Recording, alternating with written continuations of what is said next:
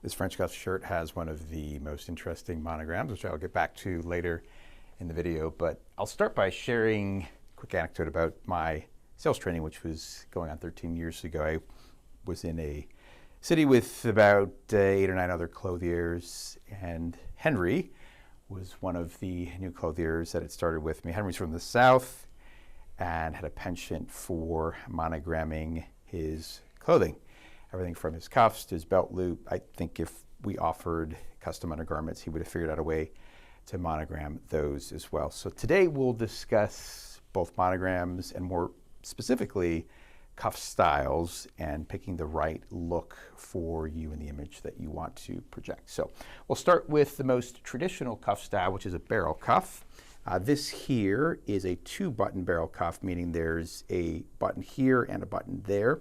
The detail that I like about this cuff is the cut edge, which is something that you'll see on a lot of European-inspired cuffs. It's an optional feature, but from a practical standpoint, if you're somebody who does a lot of work at your desk, it actually does reduce the wear and tear on your cuff, as if you think about dragging your cuff across the desk. It's something that is going to help you out. The 2-button barrel cuff is a great option for both taller guys, since it's a slightly taller cuff, and also if you wear a variety of different wrist watches, it gives you the option to button the button closest to your elbow, but leave the button closest to your wrist open so that it can go over a watch if it happens to be a thicker gauge. This second shirt here is your traditional single barrel cuff, and it's got the traditional rounded edge. Nothing wrong with that. Again, it just seems a little bit plain if you're somebody who has commissioned bespoke shirts for a while. This is a dressier pattern with the micro geometric or diamond weave, and so this is something that you could do a monogram or you could leave it off. It absolutely depends on your personal style. This particular one, there you go. It's got a monogram in a block print, and the other option would be simply a cursive script as well. 2, 3 letters, really comes down to what your personal preference is. Let's switch gears and talk about when to wear French cuff shirts. So this more formal outfit here with the vest and tie is part of a 3-piece suit. We're seeing less French cuffs in menswear these days, just as guys are wearing less full suit and tie combos. But however, when you do throw a vest on or a full suit on and you want to kick your outfit up a notch, there's something distinctly elegant and sophisticated about wearing a French cuff shirt. The options as far as accessorizing also give men an opportunity to introduce their favorite color or pattern or just a level of sophistication. A lot of cufflinks also have a story as to where they source them. So this is a traditional square cut French cuff.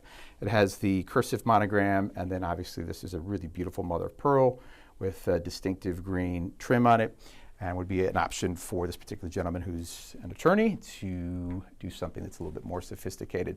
The last thing I will mention, and I'll go back to Mr. Henry that I started with in the menswear business. There are some guys who write their full name on their shirt monogram. There's a company that specializes in that.